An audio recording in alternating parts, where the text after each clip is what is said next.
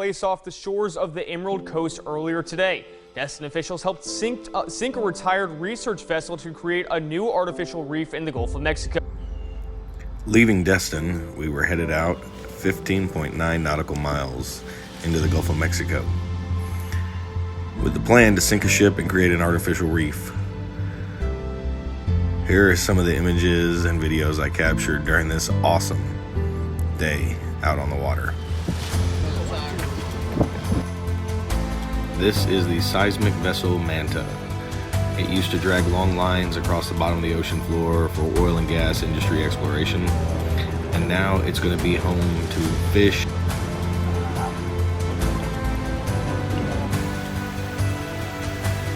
Right here's where we started the process by opening the through holes and allowing the stern of the ship to fill up with water. This is usually how we start sinking a ship from whatever end we want to start sinking it from.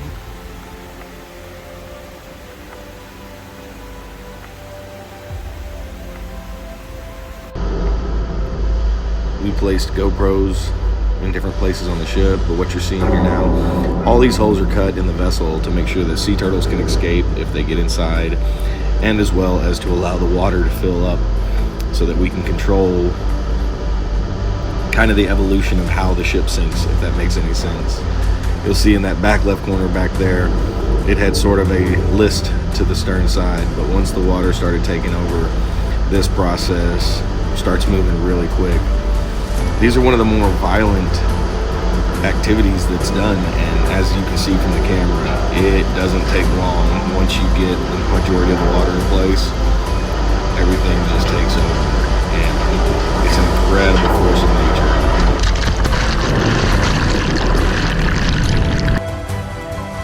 One of the drones we had on location caught this amazing view of the aerial process, and what we hear is that the tug, who was kind of keeping it in position because we knew where we wanted to sink the ship. As the water took on, the tug crew cut the line, allowing it to freely descend. However, something unexpected happened, and this vessel is longer than the water is deep where we're sinking it. So as the stern goes down, you see the air rushing out.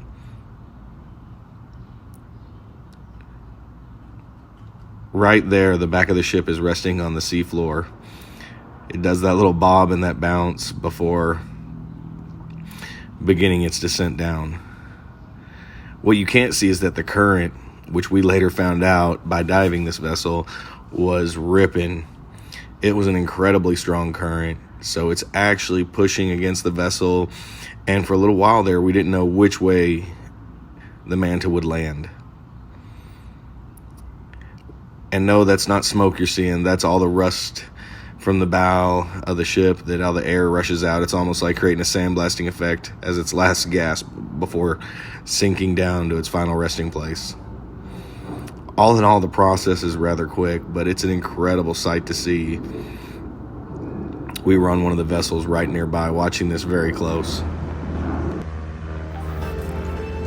This is the view I had from one of the chase boats that I was on.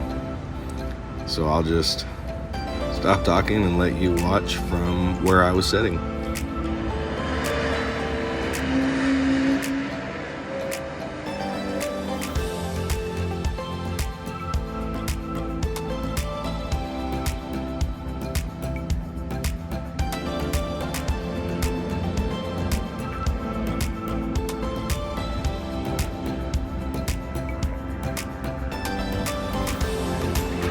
It's on the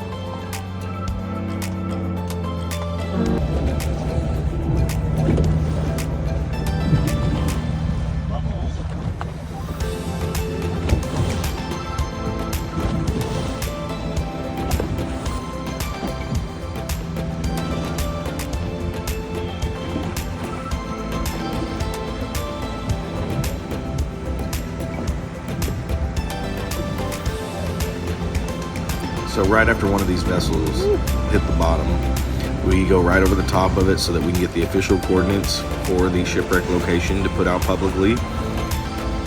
That way we can share all the numbers. This is a public reef for sport fishermen as well as recreational divers.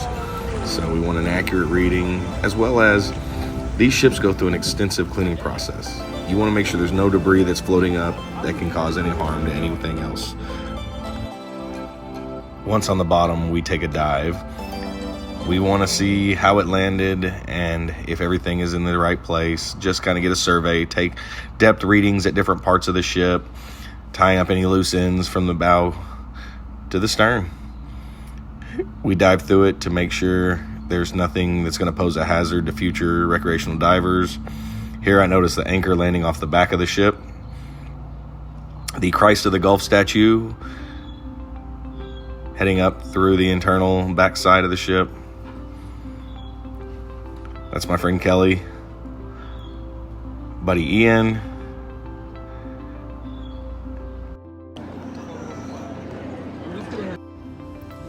Like, subscribe, comment, let me know. Thanks for watching, y'all. Take it easy.